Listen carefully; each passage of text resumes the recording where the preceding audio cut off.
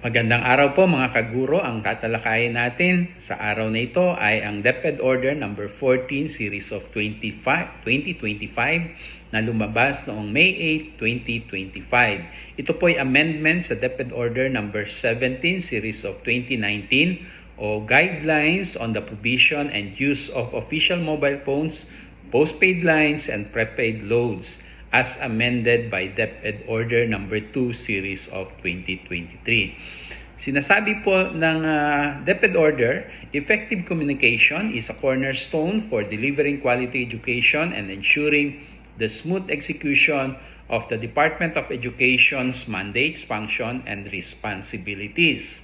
With the growing reliance on digital and telecommunication tools in its operation, the department acknowledges the continuous need to provide postpaid lines and prepaid loads to its personnel, enabling them to perform their duties efficiently.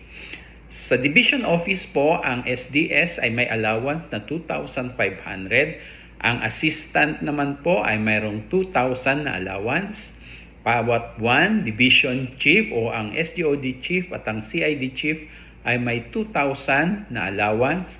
Ang Education Program Supervisor at Public School District Supervisor ay pareho pong may 500 pesos na monthly allowance. Ang school heads naman po o principal ay may 1,000 pesos communication allowance. Samantalang ang assistant school principal sa isang integrated secondary school ay mayroong 800 pesos na allowance. Ang other staff of the SDO authorized by the school's division superintendent o mga opisina within the school division's office ay may allowance sa 1,500 pero kailangan po ng authorization ng ating SDS.